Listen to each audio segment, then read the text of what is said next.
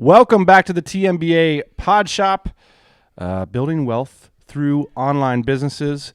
And today the idea is talking about saving money. In fact, our money guy is coming on today through the powers of Skype and technology.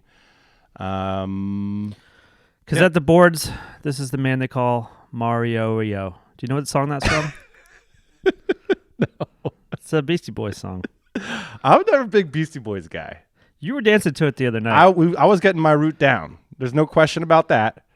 And fair enough in that situation. But it's not something I would just go around and listen to in the car because it's like too angular and aggressive, and that's not my vibe. You know, like this kind of the whole thing. That's not my thing. Maybe not in the car, but in the dance party it is. At the dance party, that's my thing. I actually heard that their book is amazing. I've been waiting to read it. I'm sure they're smart guys. Hey, one of the things we're trying to do with this live stream is bring a little bit of positivity. One of the things I love about the concept of saving money, of having solid accounting and all that kind of stuff is it's something that you can control right now. Like the tips that we have for saving money, the tips that you're going to share in the live stream here today are things that it's like things you can do in 15 minutes or 15 days. Whereas a lot of what we're tasked with in entrepreneurship is like 15 months or 15 years. Mm-hmm. And so in times of uncertainty, we can turn back to this kind of stuff. And speaking of times of uncertainty, we're going to get to our favorite ways to save money and then bring Mario onto the show. You wake up this morning, you see stuff like this, boss man. I'm going to pull up the New York Times this morning. It is so surreal. First off, this data on job stuff, it's lagging indicator. You know, the people lost their jobs a long time ago, and now they're finally getting around to like plugging in their data point with the government, and that goes to a journalist and stuff. But even so, it's terrible news. A global crisis gives rise to divisions among nations. Japan declares a nationwide state of emergency. Nationalism flares in China. I mean, this stuff is like, it's movie stuff. And you know, one of the things that I find really frustrating about, you know, it's all good. The fact that like we have these news and media wars, like when we're just figuring out who's going to be our president, a small issue. You know, mm-hmm. Now it's like, I actually need to know what's going on. And I feel like our media is fundamentally failing us. Dude, I watched a video the other day on the New York Times. It used to be like my number one go-to news source. Watching a video, it was like the promise of the video was you get to see inside of a New York hospital. I was like, yeah, this is really important. Like, I want to see, you know, and I'd like to learn about our hospitals. I'd like to learn about our hospitals, and their goal was to like make this a Netflix production. You know, it was like, and there was all kinds of like opinions being thrown around, all this stuff. It was like, how can I just watch unbiased news? Like, I just want to know the facts. I just want to know the facts. I don't want to hear what you think about it. Yeah. Shout out to you guys in the live stream. Like, there was part of my entrepreneurial brain that thought this is a real opportunity here because it's really hard to know what actually is going on. And I understand that the way the internet works and the way people have figured sort of marketing out in the past 10 years, the whole media landscape has seemed to jump on that, even our politicians, and that's basically what they do now. It feels like there's an opportunity for someone to come back in and say, hey, remember, you know, why we valued this stuff so much? Like, here's a way to get at that in another way. Anyway, let's stick to entrepreneurship, what we do here. One more thing, a little bit of what you were calling a hangover thought, a deep thought, something over coffee this morning. From yesterday's episode, we were talking to listener Sabrina about why it's so difficult to find good information about drop shipping online. And I think this is true about so many things online. Again, this idea of, well, if we can't even get objective information about how many people show up to a hospital in the biggest city in our country, you really think you're going to get it from a place where like this kind of niche in drop shipping or in whatever. And I like this. Paul Portesi is a former trader. I follow him on Twitter. He talks a lot about anti-fragile concepts and risk and things like that. And just this is, I would consider it a TMBA theme, which is you see information that others allow or are willing to show you. So evidence and observation is typically positively skewed, and the information is what you don't see. So watch their feet, not their mouths. That applies to me and you. That applies to everybody. That is what a savvy the people that we most respect in the entrepreneurial community. It's not that they're cynical. It's not even that they're skeptical. It's just that they kind of are woke to the fact that, like, so-and-so, they're not the people that are like, so-and-so said this, so I think it's a good idea and I'm going to go do it. It's like, hey, that's not how the world works. And I think that it's important in entrepreneurship to get a step beyond this kind of credulous mindset of like, so-and-so told me to do this, so I'm just going to go do it. Like, that told you to do it is an abstraction of reality that is such an enormous simplification. Mm-hmm.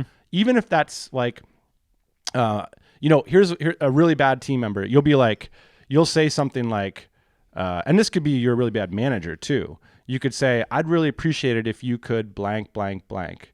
There's like 4 words there, but that project might take that person 8 hours. And then the person comes back with a steaming pile of crap, and you say, that's a steaming pile of crap, steaming pile of crap. 4 words. Of course, could mean many things. And they say, well, you told me to go to... Yeah. And it's like, yeah, okay. Now there's a bunch of ways to deal with that from the manager side, a bunch of ways to deal with that from the team member side. The bottom line is reality is complicated, and you can't abstract it in video like this or in a few simple sentences. All right, boss man. From the comments, one of the best parts of each day, fresh cup of coffee, of stovetop, old school brewed coffee, and the pod shop on the big projection screen. Oh, man, I would hate to see our faces that big. That's so sick. Fair enough. Jesus, I just got really scared. I just envision everybody watching it on their phone. It's really small and grainy.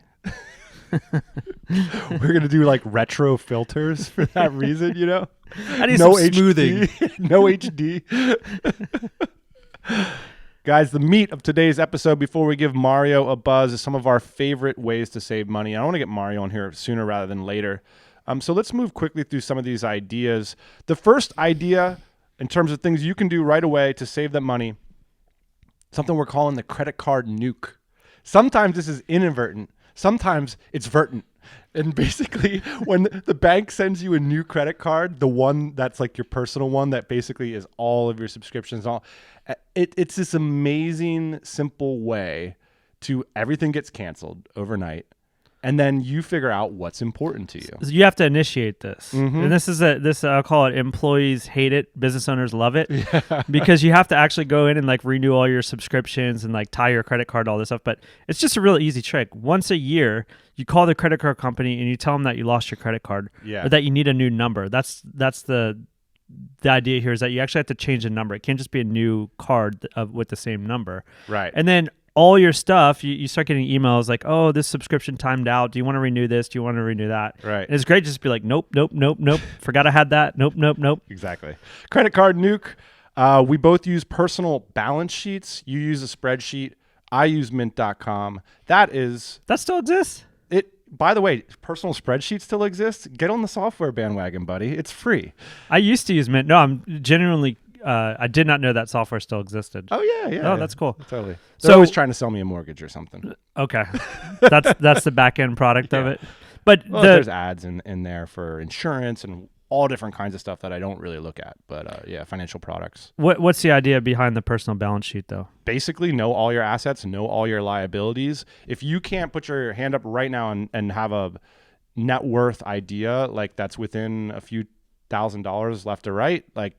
That's something you can do today that's really going to make you feel empowered. If there's still a question mark in your head as to, whether I'm, owe that person money or whether they're going to pay me or whatever. If you're thinking, I wonder if they're going to pay me, probably not. Craigslist. We love buying used things in America. Craigslist, Nextdoor are some apps and websites that make it easy. One of Boss Man's pieces of entertainment, I can say now that I live with him, I can share some of his personal habits. You've lived with me before. He don't sit around, and we used to be roommates. That's another story we could tell on the show. Boss Man does not sit around and binge watch the newest fantasy Netflix series. Instead, he dreams of fantasies on Craigslist, by which I mean he goes there and looks at cool stuff that he could buy at half of retail. And by the way, Even if he really wants something, he will never pay the amount of money that they posted it for. So the other day, embarrassing story, we got to get his son a bike. This kid needs a bike. And there's one that's perfect on there for $30. And of course, a normal person would say, perfect. This is what Craigslist is all about. It's about community coming together. You've got the bike for my son. I've got $30. Instead, Boss Man writes an email, says, I'll give you 20 for it. What? Seems fair. This is the Boss Man. That's why we love him. Seems fair. All right. Let me just buzz through some of these. Actually, let's call up Mario now. Okay. And bring on Mario Lucibello. He's our accountant. He's our numbers guy. And we're talking numbers. How about you give Mario a quick introduction, and I'm going to buzz him up here. Let me see if I got my cans on here right. We have been working with Mario for the last couple of years. It's just absolutely essential that you have somebody that you can talk to about the purchases in your businesses and your balance sheets and your P&Ls and all that stuff. I mean, I think I've kind of learned to. I think as a business owner, it's your responsibility to know how to read and interpret these balance sheets and P&Ls. Yeah. But then you got to go to the professional when you're talking about tax optimization, where to incorporate, and some of the nuances to the. You're trying to reach is currently. Oops. Sorry, this is a. We getting any comments in there? I got a missed call from Mario here. Just one sec. So, anyways, Mario is really our go-to guy for this stuff. Mario, are you there? Mario, are you there? Right. I'm here. Can you share your video, or are you going to be non-video here? Let me see. We'll get a. Oh wow! What up? It's good to see you. How's it Hold on. going? Let me toss you Let up on me the screen see here. There's Mario, and hold up. I got a little overlay of your name and your firm. Power of. Mario, I was just pumping you up. I don't know if you could hear that. I did not hear that, but I'll take your word for it. One of the best things I've done in the last couple of years is I forwarded, with Mario's consent, I forwarded all the scary IRS letters directly to his office. I was like, I don't even want to see this stuff. Just like send it to Mario because it will totally wreck my weekend. You know, if I get one of these letters on Friday. And so now it just goes to Mario, and then I assume Mario sees so many of these, his weekend's never wrecked. Is that true? Yeah, they're just business as usual. You know, you see one of those, and I get it. But now I know I'll just save them all that are for you and send them to you every Friday going forward. If things don't go well. Mario is a CPA, a tax strategist, and the reason you were on the show today, Mario, is because we're talking about saving money. And I think one of the biggest ways that we've saved money over the years is by engaging you and having you understand our business in an intimate way. And just knowing the trajectory of our financial situation as well. So, Yep. Mario, you're really on the front lines, I would imagine, these days. You sent out a mass email to me and some of your other clients last week. What is it with this PPP loan? Is that what it is? The PPP loan? Yeah, so that's pretty much what all the news has been about is the payroll protection loans, which is really it's forgivable loans given to all U.S. businesses with U.S. employees to try to keep people employed. So, you apply for them, they give you basically 2.5 months of your payroll, and then